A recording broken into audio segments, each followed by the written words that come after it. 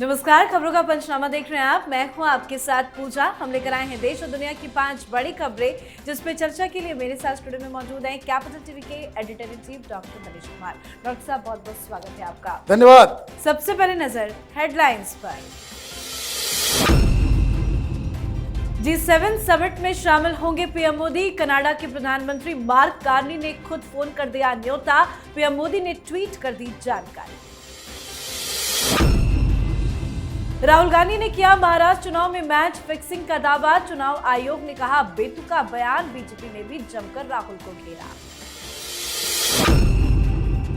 बिहार विधानसभा चुनाव को लेकर हलचल तेज। एनडीए का सीट फॉर्मूला लगभग तैयार। लोकसभा फॉर्मूले पर होगा सीटों का बंटवारा। ट्रंप से बिगड़ते रिश्तों के बीच एलन मस्क ने फोड़ा नया बम। नई पार्टी बनाने के दिए संकेत। सोशल मीडिया पोल को 80% लोगों का समर्थन। पार्टी का नाम भी आया सामने।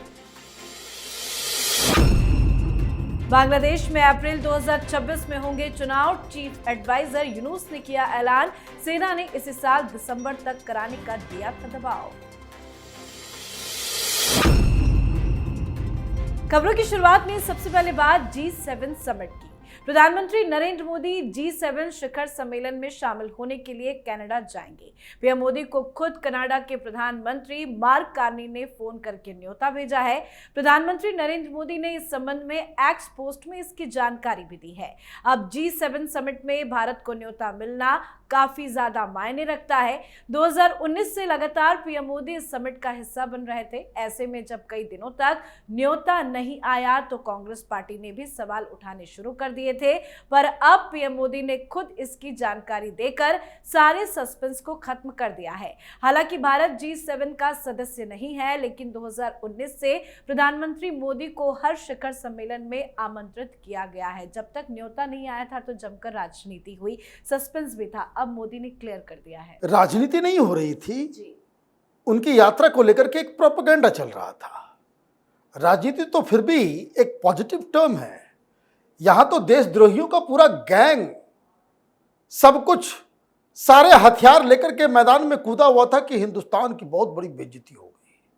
प्रधानमंत्री मोदी की विदेश नीति जो है वो फेल हो गई। ये कहां से शुरुआत हुआ? वही चाइनीज एजेंडा को परस्यू करने वाला मीडिया हाउस ब्लूमबर्ग की पहली खबर आई कि न्योता नहीं भेजा जा रहा है, न्योता नहीं दिया जाएगा। और उसके बाद पाकिस्तान से शुरू हो गया। नरेंद्र सरेंडर और नरेंद्र मोदी की वजह से इंडिया को कितना बड़ा नुकसान उठाना पड़ रहा है। मोदी के पीछे सारे लोग लग गए, न चीजों को कंफर्म किया न कुछ किया।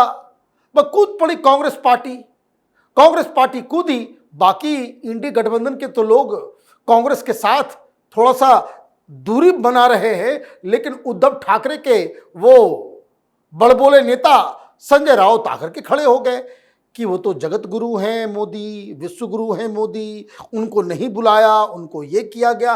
एक बड़ा प्रोपेगेंडा किया गया और ये पाकिस्तानी प्रोपेगेंडा में हिंदुस्तान की पॉलिटिकल पार्टीज आ गई और रवीश कुमार, अजीत अंजुम, इस तरह के लोग ये कहना शुरू कर दिए कि मोदी की वजह से हिंदुस्तान को बड़ा नुकसान हो रहा है, इज्जत चली गई।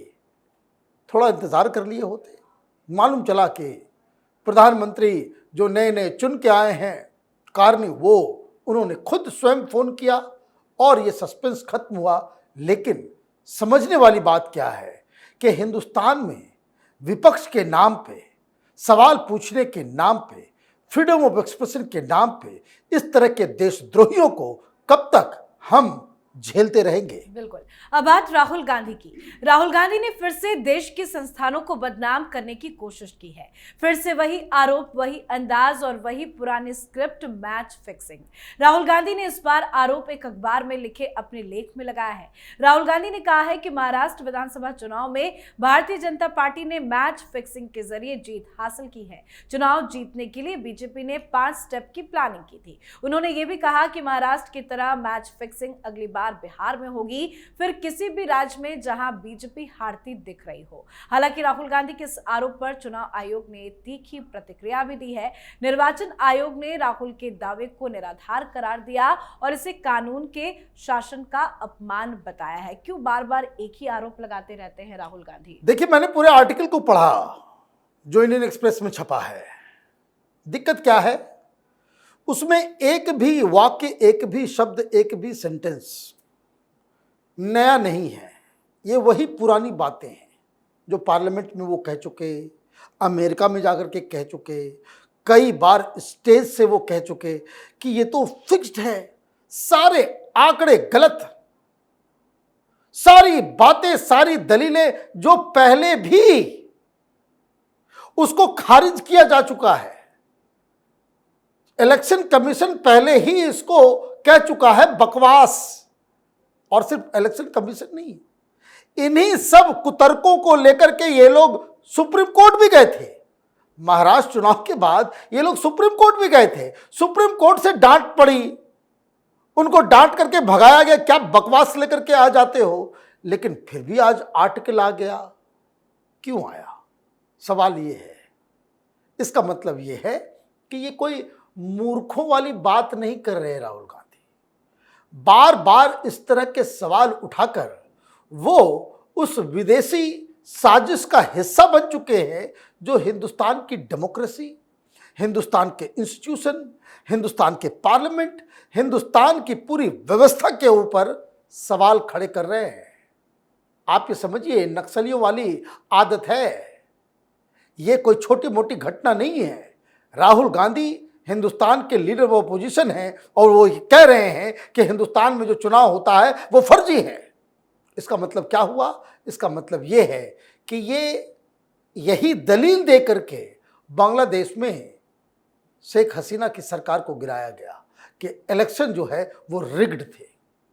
यही धंधे में लगे हुए हैं राहुल गांधी। यहाँ पे ये जॉर्ज सोरोस के कहने पे कर रहे हैं, अमेरिकन एजेंट्स के कहने पे कह रहे हैं, या चीन के कहने पे कह रहे हैं, क्योंकि चीन में बहुत कोलाहल है, कंपनियां छोड़ रही हैं। अमेरिका में भी कोलाहल है, कंपनियां छोड़ रही हैं। हिंदुस्तान अकेला एक बड़ा मार्केट और एक सुदृढ़ डेमोक्रेसी है। फिनांसेस आएंगे, यहाँ पे कंपनियां आएंगी, उसको भगाने में जुटे हुए हैं राहुल गांधी। और ये साजिश इंटरनेशनल स्तर की हो रही है और ये उसके एक एजेंट बन करके ये खेल खेल रहे हैं। जी, अब बात बिहार की राजनीति की। बिहार में विधानसभा चुनाव है और एनडीए में सीटों के बंटवारे को लेकर कवायद तेज हो गई है। माना जा रहा है कि एनडीए अलायंस में सीट बंटवारे के फॉर्मूले पर लगभग सहमति बन गई है और विधानसभा चुनाव में एनडीए के बीच लोकसभा चुनाव के फॉर्मूले के अनुसार ही टिकट बंटवारा होगा। लोकसभा चुनाव में बीजेपी ने 17, जेडीयू ने 16, एलजेपी ने 5 और जीतन राम मांझी की हम और उपेंद्र कुशवाहा की राष्ट्रीय लोक मोर्चा ने एक एक सीट पर चुनाव लड़ा था। लोकसभा चुनाव में बीजेपी ने जेडीयू से एक सीट ज्यादा पर चुनाव लड़ा था, लेकिन विधानसभा में जेडीयू बीजेपी से 1-2 ज्यादा सीटों पर चुनाव लड़ सकती है। क्या फॉर्मूला एनडीए में तय हो चुका है? देखिए, फॉर्मूले के बारे में खबर ये आ रही है कि ये बात हो चुकी है। एक सीट ज्यादा, क्योंकि चीफ मिनिस्टर जेडीयू के होंगे, नीतीश कुमार के नेतृत्व में ये चुनाव लड़ा जाएगा। पिछली बार एक वीआईपी नाम की पार्टी थी, 13 सीटों पे लड़ी थी। इस बार ये लोग अपनी सीटों को थोड़ा कम कर रहे हैं ताकि चिराग पासवान को एडजस्ट किया जाए। जो जानकारी आ रही है वो ये कि 102 सीटों के ऊपर चुनाव लड़ेगी जेडीयू, 101 सीटों के ऊपर लड़ेगी बीजेपी, 27 सीटों के ऊपर चिराग पासवान चुनाव लड़ेंगे, 7 सीटें दी जाएंगी जीतन राम मांझी को और 5 सीटें दी जाएंगी कुशवाहा की पार्टी को।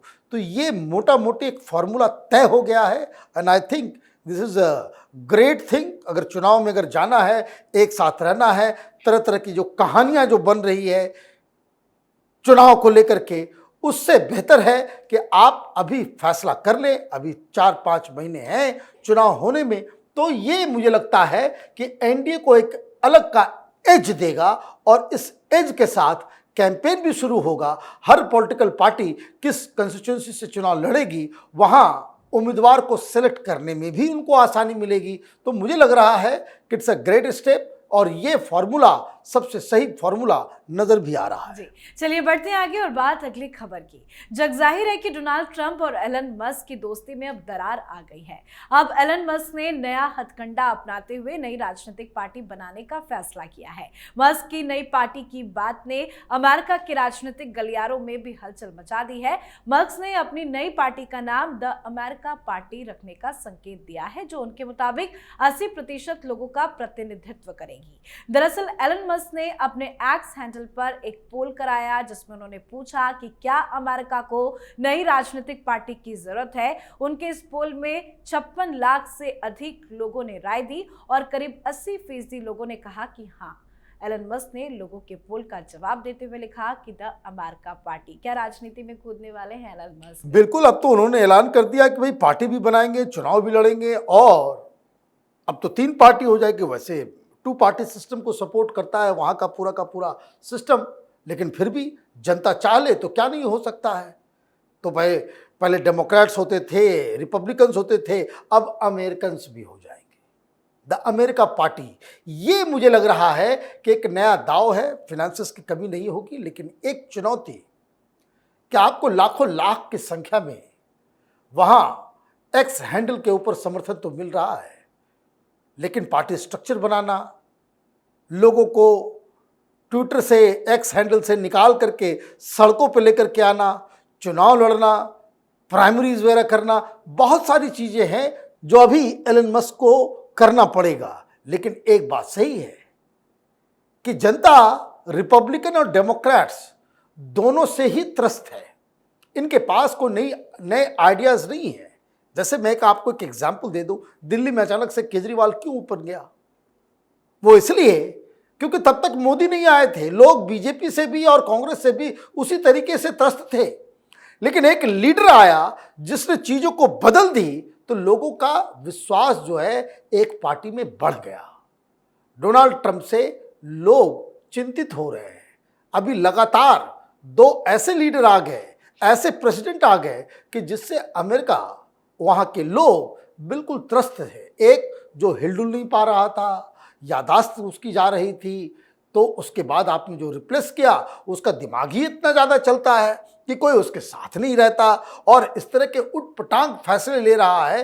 तो हर तरफ से पीपल ऑफ अमेरिका वो सफरर बन रहे हैं और इसलिए एक स्कोप तो है, लेकिन अब स्कोप और रिसोर्सेस वो दोनों होने के बावजूद जनता कितना सड़कों पे उतरेगी, उससे तय होगा कि एलन मस्क की राजनीतिक करियर किधर जाएगी। जी अब बात आज की आखिरी खबर की।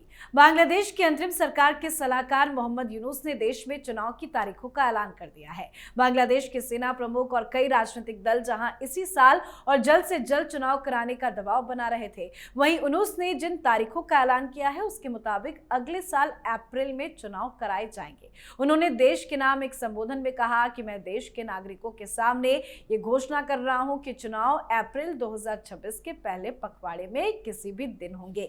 मांग तो दिसंबर की थी कि जल्द से जल्द चुनाव कराया जाए, पर वो कह रहे हैं कि अप्रैल में चुनाव कराएंगे। क्या एक बार फिर से बवाल बढ़ेगा? बवाल तो बढ़ेगा, क्योंकि ऑलरेडी जो वहाँ की पॉलिटिकल पार्टीज हैं, जमात वालों को छोड़ के ये जो कट्टरपंथी एलिमेंट है जो यूनुस के साथ खड़े हैं, जो हिंदुओं को काटते हैं, वही लोग बस इनके साथ हैं। बाकी अवामी लीग के लोग, जो शायद उनको तो बैन कर दिया गया है, लेकिन अलग नाम से अलग पार्टी बना करके ये लोग चुनाव लड़ने वाले हैं। बीएनपी जो खालिदा जिया की पार्टी है, उन्होंने साफ ऐतराज़ दिखा दिया है कि नहीं, ये तारीख हमें मंजूर नहीं है। जो सबसे बड़ी पार्टी अवामी लीग के बाद है, ये दोनों ही बड़ी पार्टियों को इससे प्रॉब्लम है। और सबसे बड़ी चीज़, दिक्कत आर्मी को भी है। आर्मी भी ये कह रही है कि नहीं, दिसंबर तक आप चुनाव कराएं। और आपने टाइम कैसा चूज किया? पहले तो आपने 10 दिन की छुट्टी दे दी।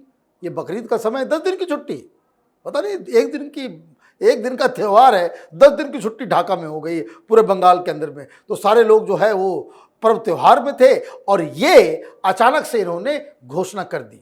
2-3 दिन इंतजार कीजिए, ढाका में फिर बवाल शुरू होने वाला है। बहुत बहुत धन्यवाद सर समझाने के लिए। धन्यवाद। तो खबरों का पंचनामा में आज के लिए फिलहाल इतना ही। देश विदेश की बाकी खबरों और उनके सटीक एनालिसिस के लिए देखते रहिए कैपिटल टीवी। हमें लाइक कीजिए, शेयर कीजिए और कैपिटल टीवी को सब्सक्राइब कीजिए। नमस्कार।